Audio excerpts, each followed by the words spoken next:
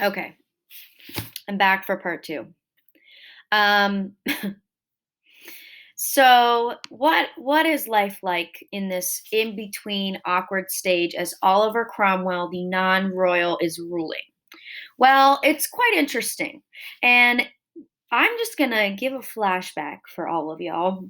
When you took American literature with either Miss Odie or Miss Hillscamp, you should have read The Scarlet Letter, Crucible, all of those great things. Okay, so when the Lord Protectorate, which is the title that Oliver Cromwell took, um, odd title, but we have parliamentarians that didn't really like the idea of a king, so he becomes a leader.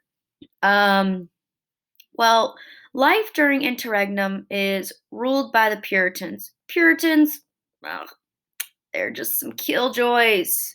Okay, they're not really that fun to be around, okay? It's like, there were guys that are basically frat bros, okay? They like to drink and stay up late, smoke cigars and stuff like that. He wanted nothing to do with that, okay? He says it is immoral and stuff. So these people, they're the new ruling class. What they do, um, these things that they do really affects literature. They just shut down the theaters because theaters were seen as very frivolous, even immoral. So no more going to the theater. Also, other things, gambling, drinking, even things like holidays, Christmas, Easter, etc. They were meant to be kept very low key. These things are meant to be celebrated in a very just low key way. So eventually, then we come for the restoration. Okay, so restoration, we're restoring because the name, this period, it's just literally a restoration of the monarchy because what they decide is we want the idea of a monarchy. We want to come back. They want to call Charles II. Remember, Charles I decapitated.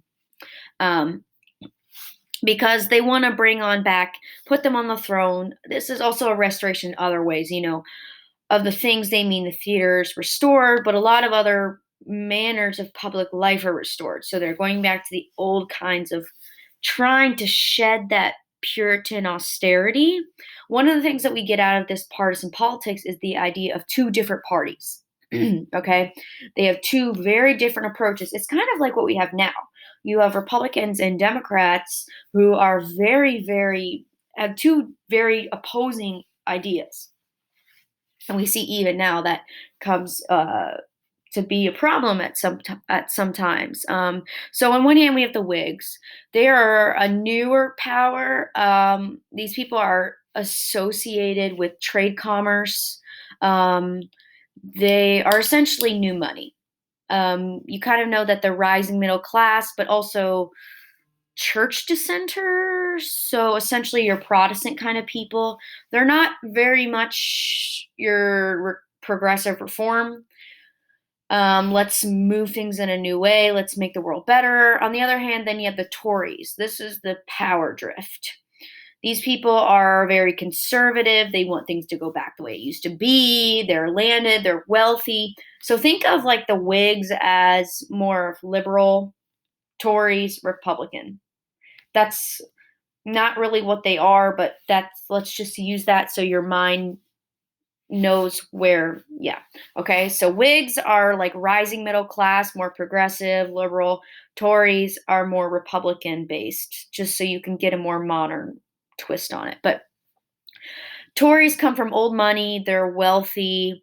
Um, and like I said kind of earlier with Catholicism, they're a very structured kind of church, and they like the old church that very much holds its power within England.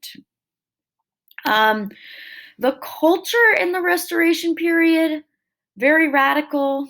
The austerity, everything's an extension of the stage. Remember, they're trying to restore. So new things emerge. Coffee shops come in, tabloids come out, like, People Magazine. Oh my gosh, did you see that Jennifer Lopez wore a scandalous dress? Things like that. I'm running out of time, but you have the slides in front of you so you can kind of read what's on there.